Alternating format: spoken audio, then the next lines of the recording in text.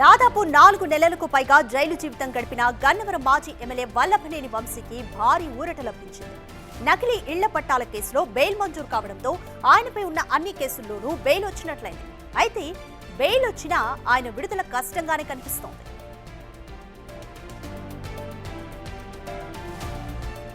ఏడాది ఫిబ్రవరి 12వ తేదీన వంశీ హైదరాబాద్ లో అరెస్ట్ అయ్యారు. అప్పటి నుంచి ఒక కేసులో బెయిల్ వస్తే మరొక కేసు ఆయనపైన నమోదవుతూనే ఉంది.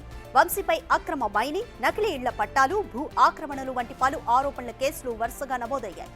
తనపై నమోదైన అన్ని కేసుల్లోనూ బెయిల్ లభించడంతో ఆయన విడుదలకు మార్గం సుగమమైందని భావిస్తున్న తరుణంలోనే ఆయన బెయిల్ రద్దు చేయాలంటూ రాష్ట్ర ప్రభుత్వం సుప్రీంకోర్టును ఆశ్రయించింది. ఈ పిటిషన్పై సర్వోన్నత న్యాయస్థానం నేడు విచారణ చేపట్టనుంది.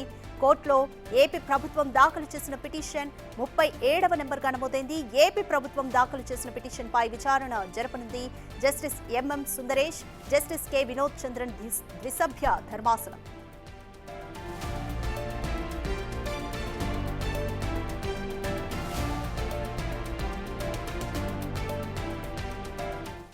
ఒకవేళ సుప్రీం ధర్మాసనం బెయిల్ను రద్దు చేస్తే మరిన్ని రోజులు మరిన్ని కేసులు వల్లభనేని వంశీ ఎదుర్కొనే అవకాశం ఉంది. దీనికి సంబంధించి మోర్ డీటెయిల్స్ మా ప్రతినిధి సాహిత్య అందిస్తారు. రైట్ సాహిత్య, ఇప్పటి వరకు 10 నుంచి 11 కేసుల వరకు నమోదయ్యాయి. వల్లభనేని వంశీపై అన్నింటిలో కూడా బెయిల్ లభించింది. మళ్ళీ ఏపీ ప్రభుత్వం సుప్రీంకోర్టులో పిటిషన్ దాఖలు చేసింది బెయిల్ రద్దుకి సంబంధించి. సో ఏపీ ప్రభుత్వం తరపున న్యాయవాదులు ఎటువంటి వాదనలతో సిద్ధంగా ఉన్నారు? వైసీపీ నేత గన్నవరం మాజీ ఎమ్మెల్యే వల్లభనేని వంశీకి అన్ని కేసుల్లో బెయిల్ వచ్చినప్పటికీ కూడా కాస్త ఊరట కలిగింది అన్న ఆనందం పొందే లోపే మళ్ళీ సుప్రీంకోర్టులో కూడా ఏపీ ప్రభుత్వం దాన్ని రద్దు చేయాలంటూ కూడా ఒక పిటిషన్ దాఖలు చేసిన పరిస్థితి కనపడుతూ ఉంది. అయితే ఎవరైతే జడ్జి సుందరేష్ ఆధ్వర్యంలో అయితే కనుక ఈ వాదనలు అయితే ఇవాళ కొనసాగే అవకాశం అయితే కనపడుతూ ఉంది. ప్రస్తుతం సబ్ జైల్లో అయితే ఇంకా వల్లభనేని వంశీ ఉన్నారు. దీనికి సంబంధించిన ఏవైతే డీటెయిల్స్ అవన్నీ కూడా ఇప్పుడు మాట్లాడుతూ అంటే అక్కడ సుప్రీంకోర్టులో దీనికి సంబంధించి కూడా అక్కడ వాదనలు ముగిసిన తర్వాత అయితే కనుక ఒక క్లారిటీ వచ్చే అవకాశం అయితే కనపడుతోంది. ఇప్పటికే నకిలీ ఇళ్ల పట్టాల కేసుకు సంబంధించి కానీ, అటువైపు గన్నవరం కార్యాలయం పైన దాడికి సంబంధించిన కేసు కానీ, ఇటు ఎవరైతే అతని కిడ్నాప్ కేసుకు సంబంధించి కూడా అనేక విషయాల్లో అయితే కనుక అతని మీద అనేక కేసులు పెట్టిన నేపథ్యంలో ఒక్కొక్కటిగా అయితే బెయిల్ వస్తూ ఉంది. మధ్యలో అతనికి హెల్త్ ఇష్యూస్ కారణంగా అయితే అటు ప్రభుత్వ ఆసుపత్రికి కానీ, ఇటు ఆయుష్ ఆసుపత్రికి కానీ తరలించి అతనికి వైద్య పరీక్షలు చేస్తూ కూడా అటువైపు ఆయన శ్వాసకోశకు సంబంధించి కూడా అనేక ఇబ్బందులు పడుతున్న నేపథ్యంలో కూడా ఆయన బయటకు వచ్చినప్పుడు అనేక మంది వైసీపీ అనుచరులు కూడా తీవ్ర దిగ్భ్రాంతి అయితే గురి చేసిన పరిస్థితి కనపడుతూ ఉంది. అయితే వల్లభనేని వంశీ కుటుంబ సభ్యులు కూడా అతనికి బెయిల్ వచ్చేసింది అని ఆనందపడే లోపే ఇటు సుప్రీంకోర్టులో కూడా ఖచ్చితంగా చుక్కెదిరిందని చెప్పొచ్చు. అయితే వల్లభనేని వంశీకి సంబంధించి కూడా అక్కడ ఈ కేసులన్నింటిలో కూడా అతని పాత్ర ఎంత ఉంది, ఏంటి, అతనికి బెయిల్ మంజూరు చేయడానికి గల కారణాలు ఏంటి, అసలు వీటిలో నిజంగా బెయిల్ ఇవ్వడానికి ఆ రీజన్స్ నిజంగా స్పష్టతగా అయితే కనుక ఉన్నాయా లేవా అని కూడా సుప్రీంకోర్టులో వాదనలు వినిపించే అవకాశం అయితే కనపడతా ఉంది. ఈ కేసులన్నిటికీ సంబంధించి కూడా వల్లభనేని వంశీ పాత్ర కీలకంగా ఉన్న నేపథ్యంలో అయితే కనుక అక్కడ వాదనలు విన్న తర్వాత అసలు జడ్జిమెంట్ ఏ విధంగా రాబోతుంది అనే అంశం పైన అయితే కనుక ఈరోజు కీలక ప్రకటన అయితే వచ్చే అవకాశం అయితే కనపడతా ఉంది. ఈ లిస్టులో అయితే కనుక 36 ప్లేస్లో వల్లభనేని వంశీ పిటిషన్ అయితే ఏపీ ప్రభుత్వం వేసిన పిటిషన్ 36వ స్థానంలో ఉంది.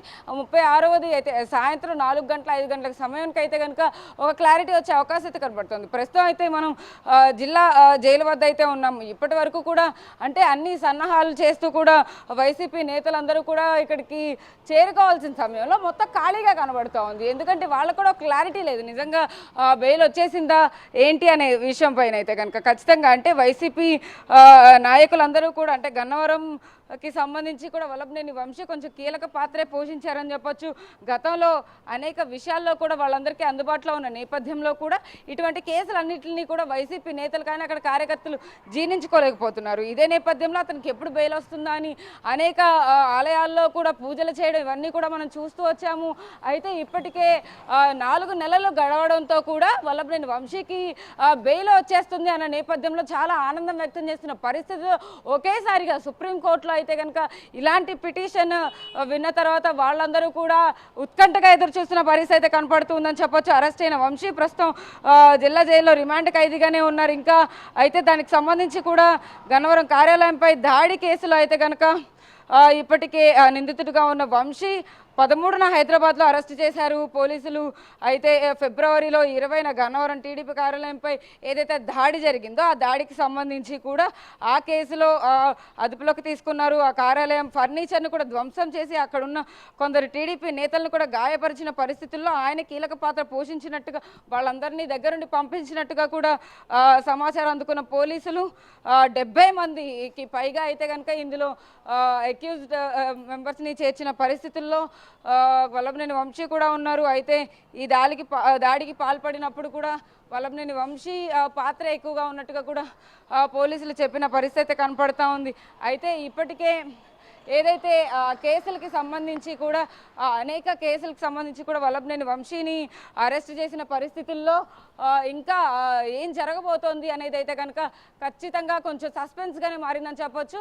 సాయంత్రం వరకు కూడా వల్లభనేని వంశీ బెయిల్కి సంబంధించి ఓ క్లారిటీ అయితే కనుక ఇంకా వచ్చే అవకాశం అయితే కనపడతా ఉంది. సుప్రీంకోర్టులో ఏదైతే జడ్జిమెంట్ పాస్ అవుతుందో దానికి సంబంధించే ఇక్కడ కూడా దానికి తగ్గట్టిన ఏర్పాట్లు అయితే జరుగుతాయని కూడా సమాచారం ఉంది. ఇప్పుడు బెయిల్ ఏదైతే వచ్చిందో దానికి షూరిటీగా అయితే కనుక ₹1,00,000 రెండు షూరిటీలు వేసినట్టుగా అర్థమవుతా ఉంది.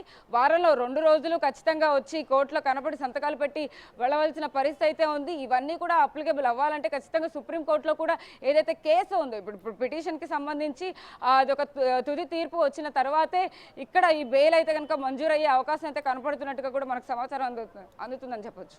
థ్యాంక్స్ ఫర్ ద అప్డేట్ సాహిత్య. వల్లభనేని వంశీపై 10 నుండి 11 వరకు దాదాపు కేసులున్నాయి. ఈ కేసులన్నింటిలో కూడా బెయిల్ లభించింది అన్న ఆనందము ఉండేలోపే ఏపీ ప్రభుత్వం సుప్రీంకోర్టును బెయిల్ రద్దు చేయాలంటూ కూడా ఆశ్రయించింది. దీనిపై నేడు విచారణ జరగనుంది.